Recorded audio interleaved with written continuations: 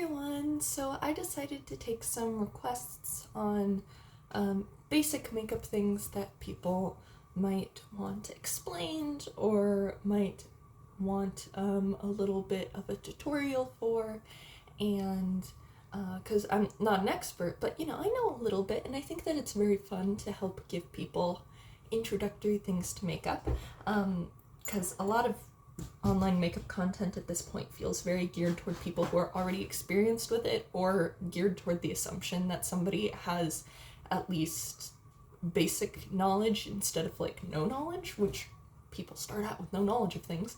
And so today we're going to be going over a request that I had that's basically what colors to use in what parts of the eye. I'm going to preface this for the people who are very no rules to makeup. You can pretty much use any color at any point, but logically there is of course a theory behind what colors work best in certain places. So I am going to use a neutral eyeshadow palette as an example, and then I will give an example with a more colorful palette as well. So I believe specifically the question was regarding lid, crease, liner, and brow bone area. So here is my neutral palette. As you can see, it's mostly browns of different tones with some fun colors in there. So first off, to start, and again, this is a basic theory, it's obviously not like the only way to do things, but this is the basic theory behind it. Depending on your skin tone, you generally, if you're doing like a neutral sort of look, which I think is best for beginners to start off with, kind of neutrally stuff, to be able to get a good grasp of the theory, and it'll be easier to do without it looking... I know some people can get discouraged if they don't have it look perfect upon first try, and I think that it's easier to not get discouraged by that if you work with neutral colors instead of super colorful colors first, because obviously super colorful colors need a little bit more finesse in a lot of ways. So starting with our explanation of a neutral palette, I would put this color down first, and I'm going to just grab a big fluffy eyeshadow brush here, and the fluffier it is, the better it is for blending. And I would take this light color here and put it down here. Doing this is what's known as having a base color. It's basically the color that's going to best sort of gradually blend into your skin tone, because it is roughly the shade of my skin tone, just slightly different. So it's laid down as a sort of base shade for making sure that the blending is going to go a little bit smoother when trying to blend all your colors out, to make sure that there's no super harsh lines or anything. And again, basic theory, crease color essentially means that you want it a little more concentrated in this area of the eye, in the crease area.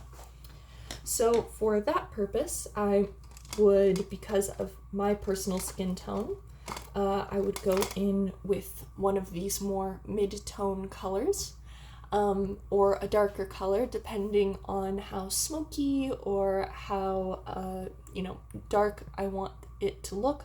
But generally with the crease, the point of a crease shade is to add depth to your eyeshadow look. It's to create the illusion of extra depth, and also to create the effect of having a...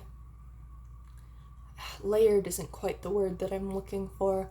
It's basically to make sure, like color theory, when you're doing a piece of artwork, there's flat and then there is shaded, and think of a crease shade as being the difference between flat coloring and shaded coloring. Think of it like that. So depending on how dark I want the look to be, I could go in with any one of these colors, or I could go in with two of them and just have one of them go slightly more outside of the crease than the other. For the purposes of this, I'm just going to go ahead and I'm going to take this slightly darker brown here and just going to put that a little bit into the crease. And as you can see, because it's slightly darker than that eyeshadow shade that we started out with and putting it in the crease, it's creating this illusion of depth that's giving more dimension to the eyeshadow look. It's having some trouble showing up in the lighting that I've got. Let me see if this helps a little. It's showing up decently in real life.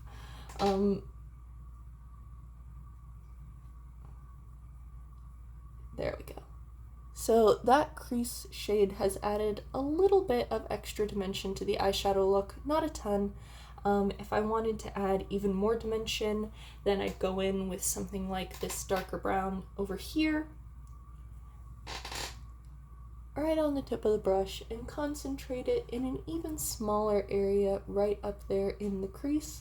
I think it's a little hard to see here, but I'm doing slight rounded movements with my eyeshadow brush, little circular movements in order to do the blending. This is because it's better for buffing the color out rather than just making a streaky solid line like the windshield wiper movement does. You can of course still get it nice and buffed out with the windshield wiper movement, especially if that's easier for your hand and your level of dexterity.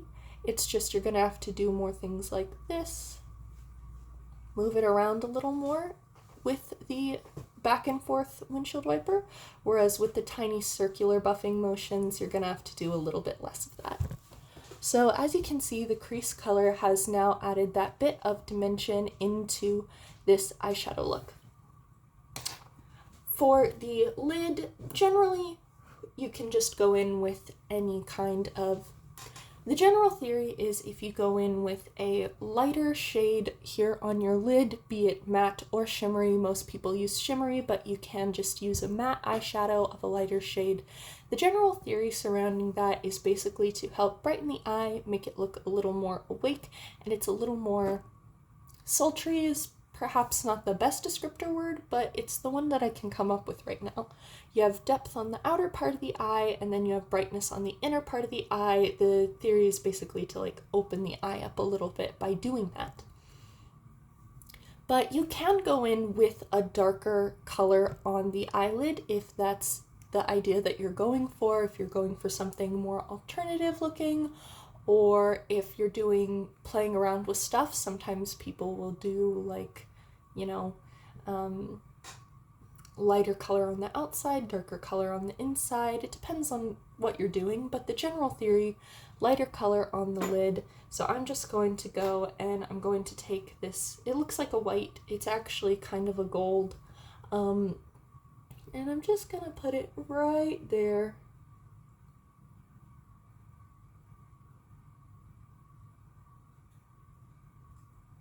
And as you can see, brightness contrasts the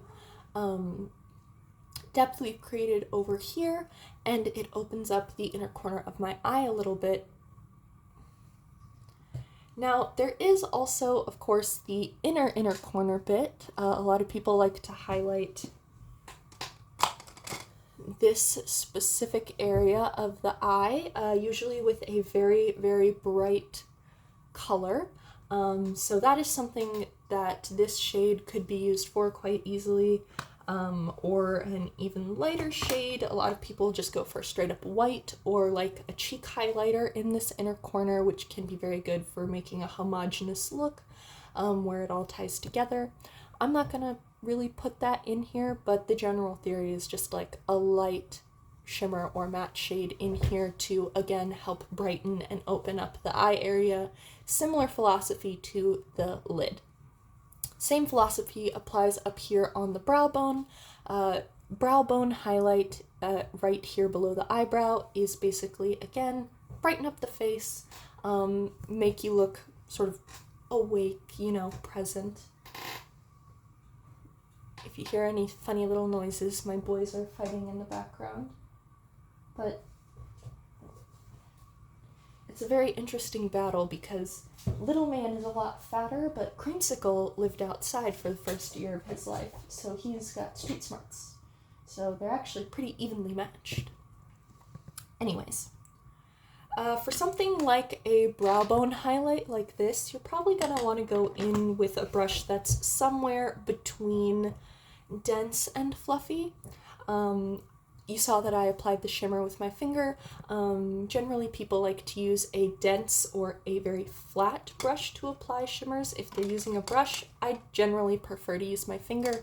The oils on your hand make the shimmer stand out and stick slightly better, but it does run the risk of affecting your eyeshadow, especially with certain formulas. It runs the risk of making hard pan more likely or introducing potential bacteria if your hands are not particularly clean. So if you want to use a eyeshadow brush instead to do your shimmers, then I would recommend something like these ones here.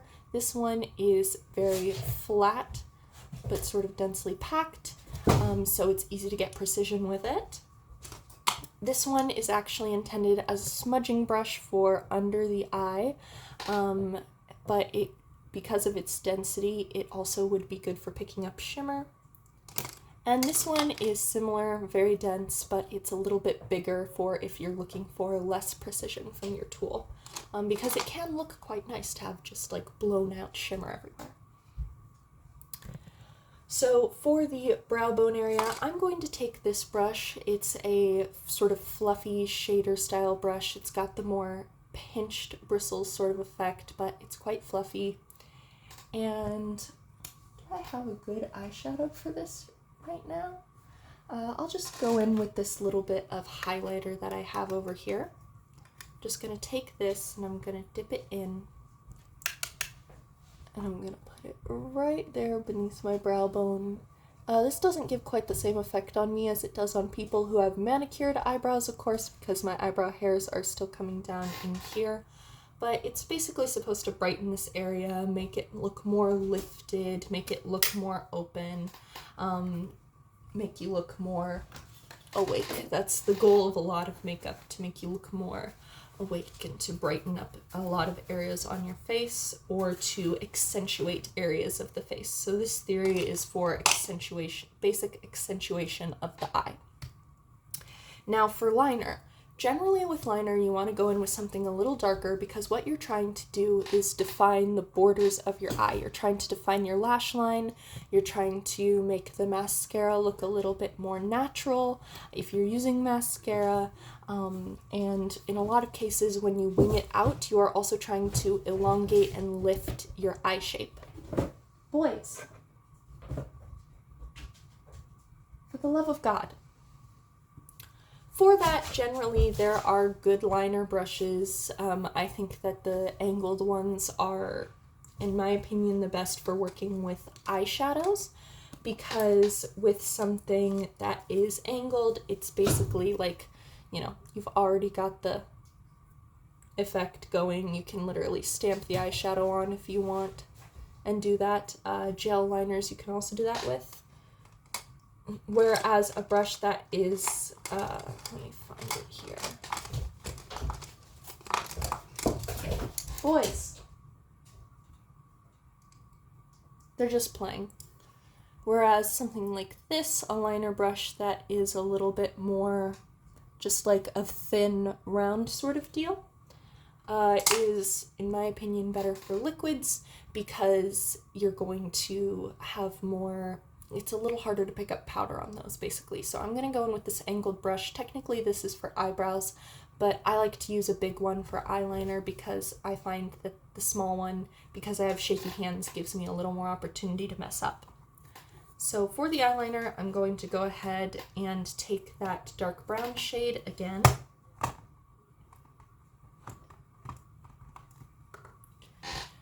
And again, the purpose of liner generally is to elongate and lift the eye shape. I have failed at doing that with this shape that I just made. Oops, I didn't angle it correctly. Let me try to just save that a little. There we go. It's a little bit better. This is not my strong suit, eyeliner stuff. But I'm just going to blend it into this area, like where my eyelashes sort of come out from. And it's going to define the borders of the eye area. A lot of makeup is really just about definition and accentuation.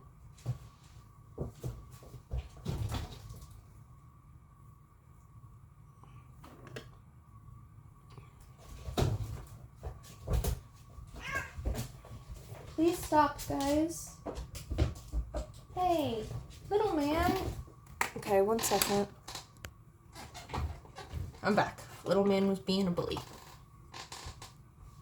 So as you can see, it's begun to define my eye. I'll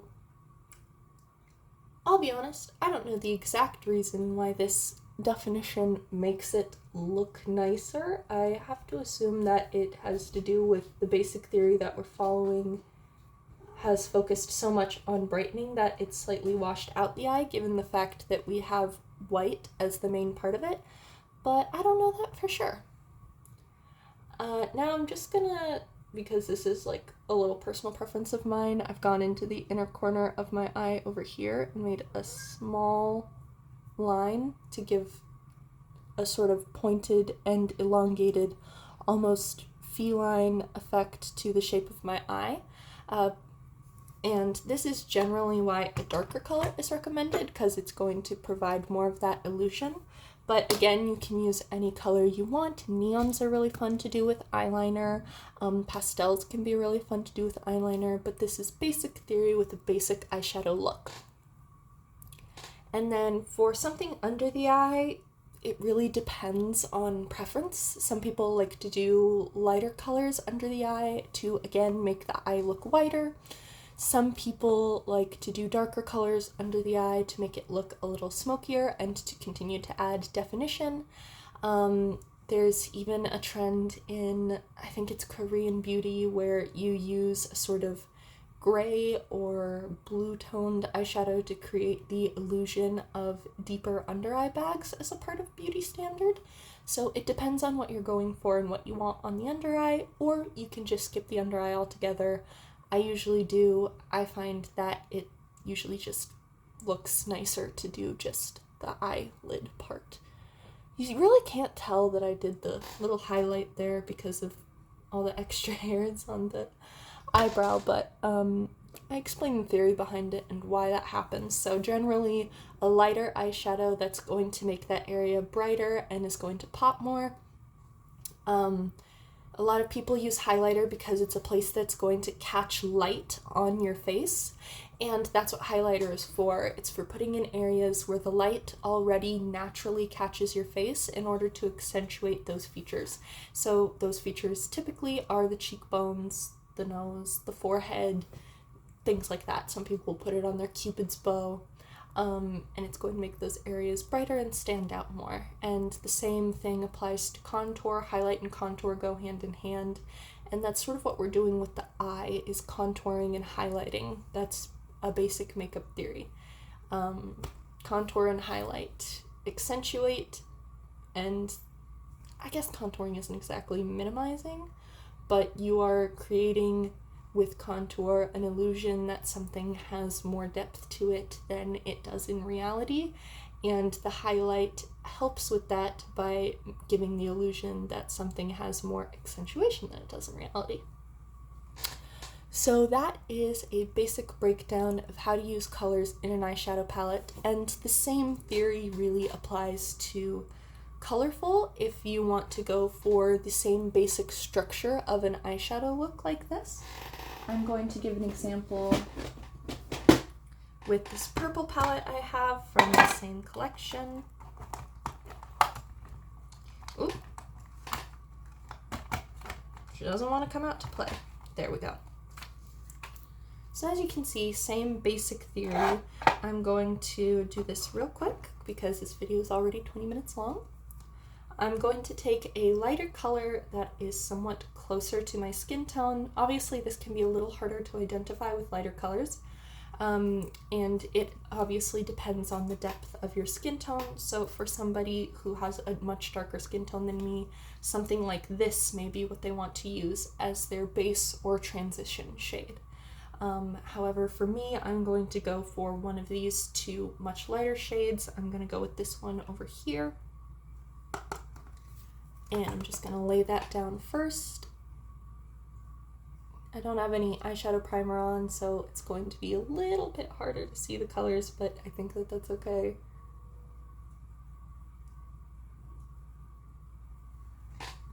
So lighter color, buffing motions, it's blended into my skin more easily and it won't have as harsh an appearance. Then crease color, I'm going to go ahead and I'm going to take this purple down here. Now that is a very bright color and I realize that that can be quite intimidating, but we're going to take just a little bit of it. It's always better to start out with a little bit and then move upward to a lot, which is why I would recommend for beginners to pay less attention to pigmentation and opacity and payoff and more attention to things like blendability when reading reviews for eyeshadows to decide what you're going to pick, because blendability and ease of use and lack of patchiness is what's a bit more important than impact when you're just practicing, in my opinion. So I'm going to take this and I'm going to put it in my crease area to begin that buildup of added depth. And because this is a more colorful look, it's also adding a brightness of color to this eyeshadow. That's just a nice bonus when you're working with colorful eyeshadows, honestly. Your crease color will generally add a brightness as well. And then because I'm going to be following the same pattern as over here, I'm going to go ahead with the dark purple and I'm going to put a little bit of that in there as well.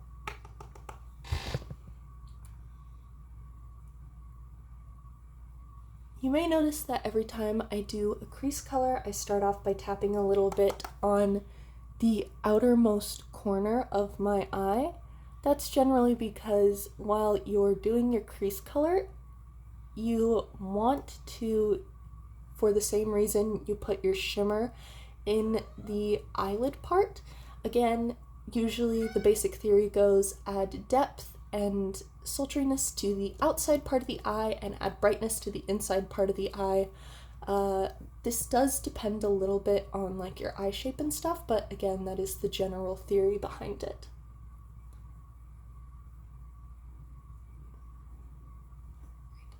So we've created our depth of illusion there. When I use a primer, these eyeshadows do pack a lot more punch to them.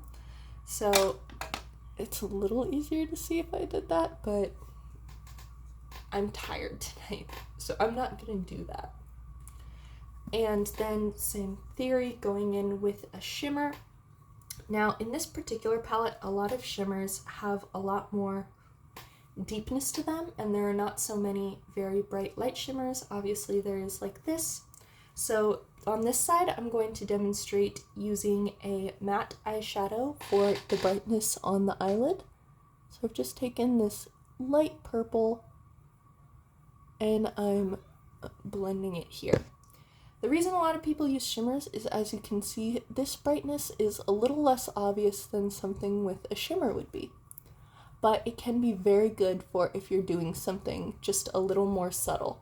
It's still provided a brightness to my eyelid area, it's just not popping as much as over here, which is not a bad thing. And again, going in with the same theory for the eyeliner area, I'm going to take that dark purple that I had before, and I'm going to just do my little winged liner effect.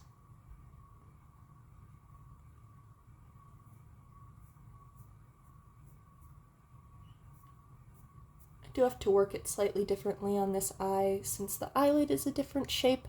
That is something I would also be happy to do a video about.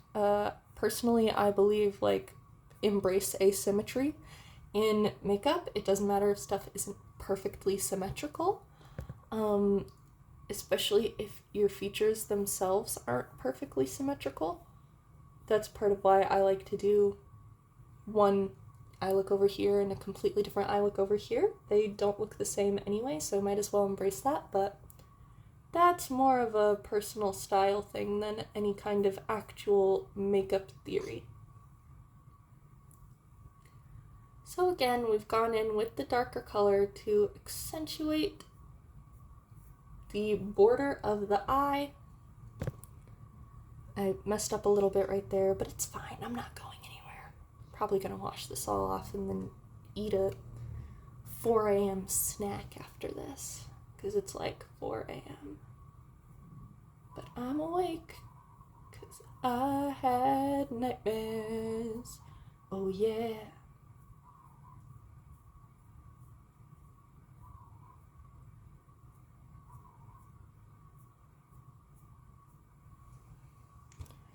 So as you can see, same basic theory applied to both eyes, same basic outcome, just one's more colorful and one is more neutral.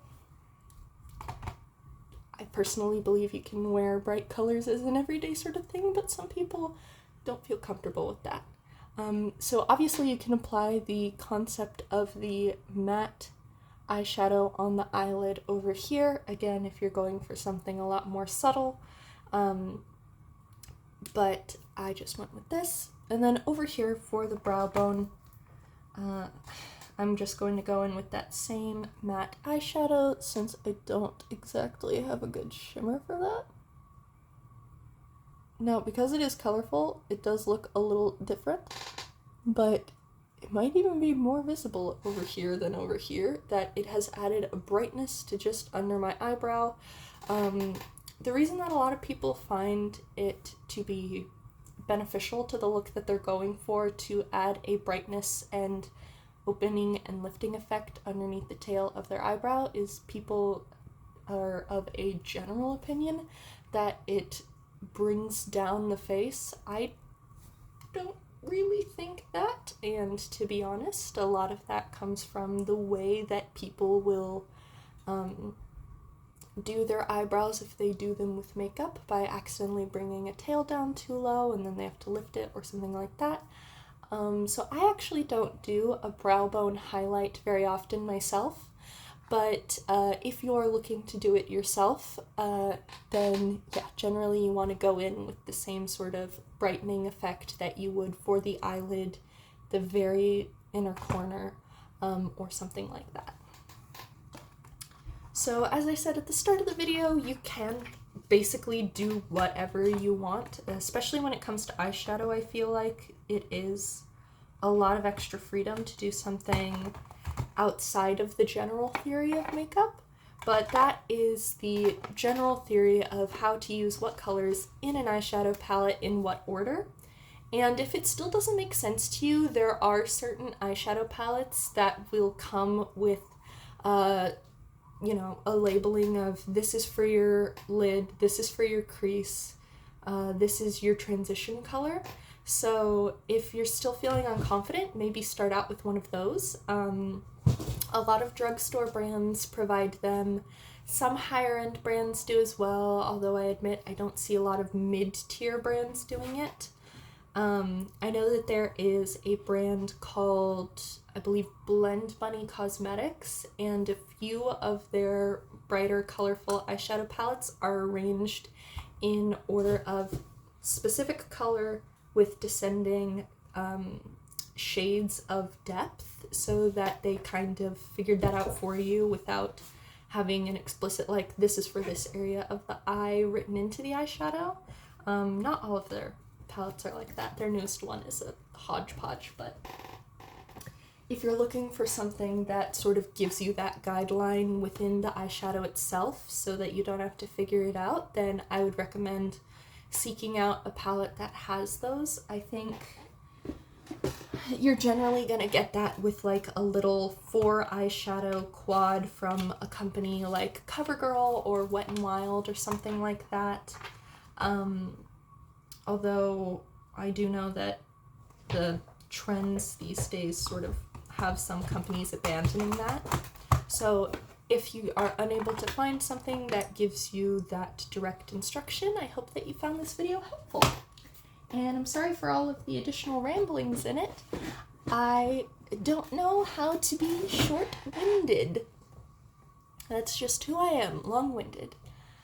So I hope you have a wonderful rest of your day, and sorry for the low talking. It's, like I said, 4 a.m.